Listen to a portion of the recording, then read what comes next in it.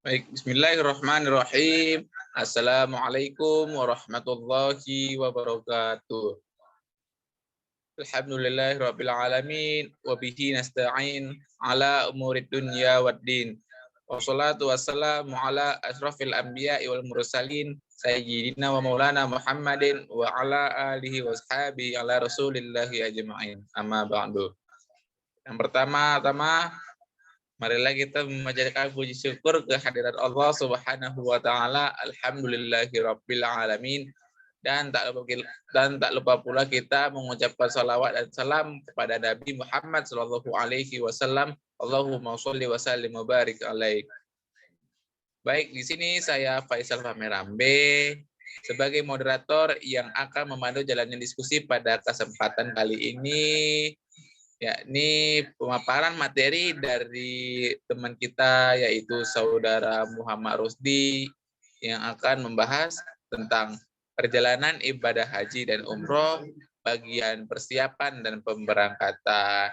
Baiklah, tanpa memperpanjang kalam lagi, marilah kita persilakan kepada Saudara Muhammad Rusdi untuk menyampaikan materinya. Kepada Saudara Muhammad Rusdi, saya persilakan dengan segala hormat.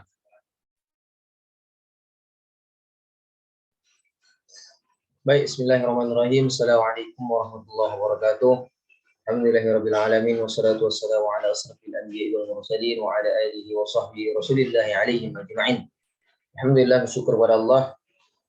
Pada hari ini Allah masih memberikan kita nikmat iman, nikmat Islam, nikmat sehat dan umur panjang sehingga kita bisa menikmati kehidupan kita dengan keimanan tersebut dan kita bisa bersyukur atas nikmat yang diberikan oleh Allah Subhanahu wa taala tersebut.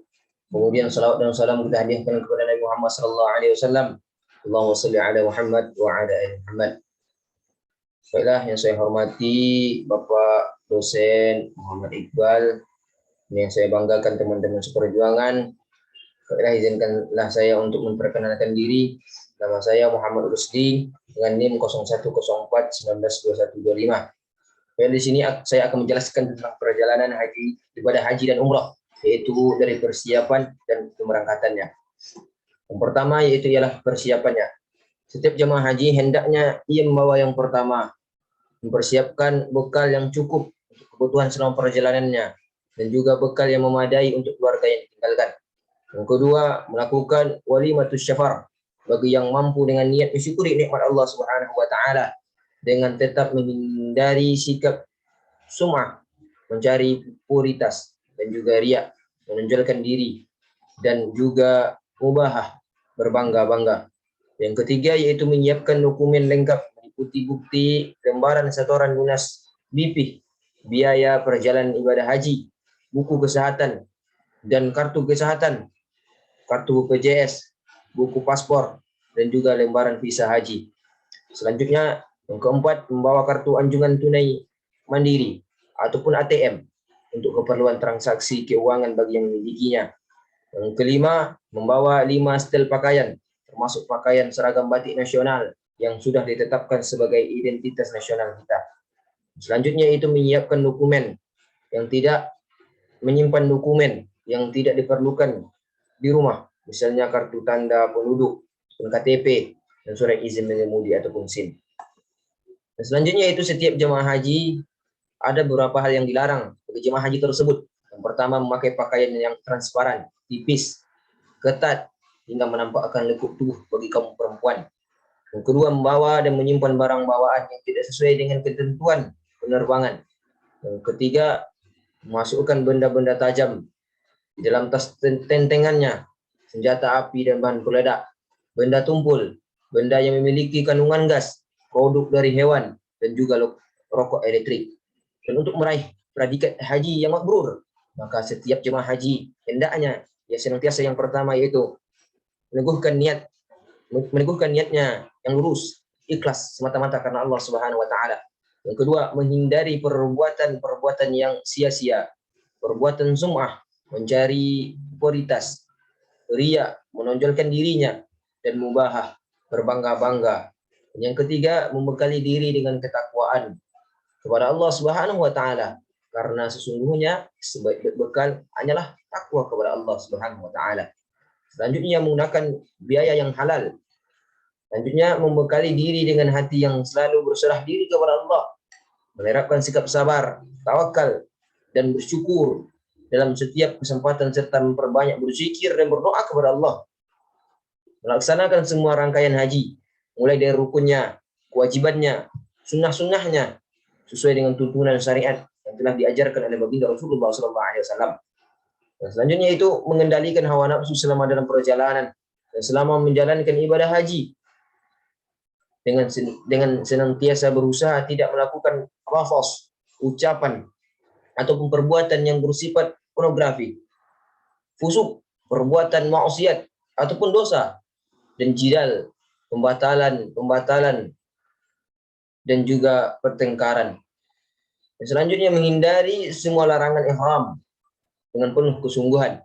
Dan yang selanjutnya yaitu meningkatkan kualitas ibadah dan kepedulian sosial sepulang ibadah haji tersebut. Yang kedua tentang pemberangkatannya. Adapun yang pertama, kegiatan sebelum berangkat ke tanah suci.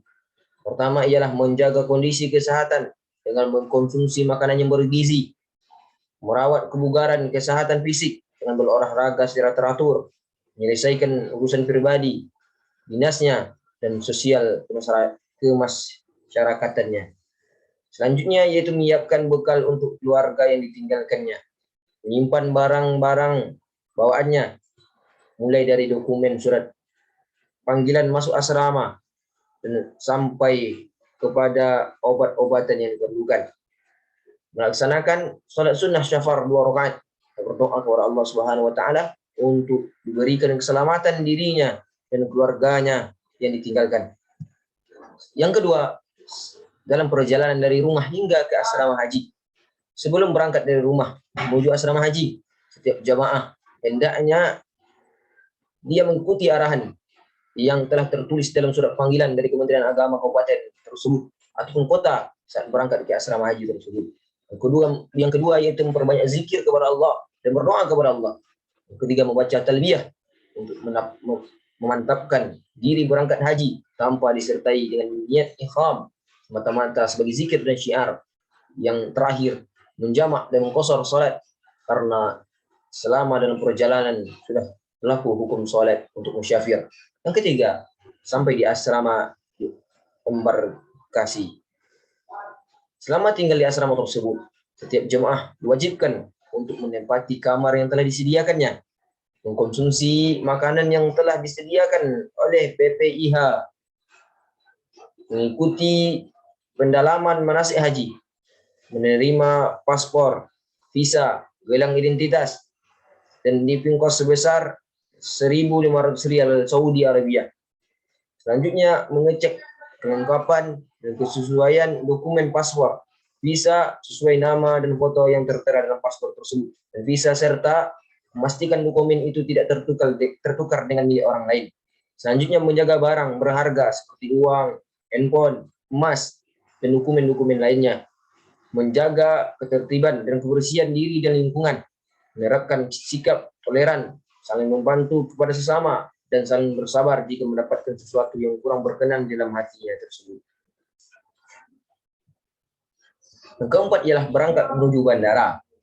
Saat berangkat menuju bandara, maka setiap jamaah hendaknya menaiki bus dengan tertib dan teratur sesuai dengan regu dan kelompoknya ataupun rombongannya. Kedua, memperhatikan tas tentengannya, tas paspornya agar tidak sampai tertinggal.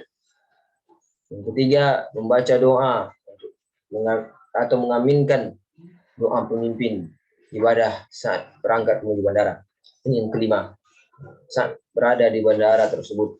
Selama di bandara, setiap jamaah hendaknya turun dari bis dengan tertib dan teratur. Perhatikan tas tentengannya dan tas paspornya agar tidak tertinggal dalam bis tersebut, dan menaiki pesawat secara tertib dengan menunjukkan boarding pass. Mungkin cukup sekian yang dapat saya sampaikan dari pelaksanaan ibadah haji dan umroh tersebut, dari pemberangkatannya, persiapannya. Mungkin cukup sekian, saya kembalikan kepada moderator. Assalamualaikum warahmatullahi wabarakatuh.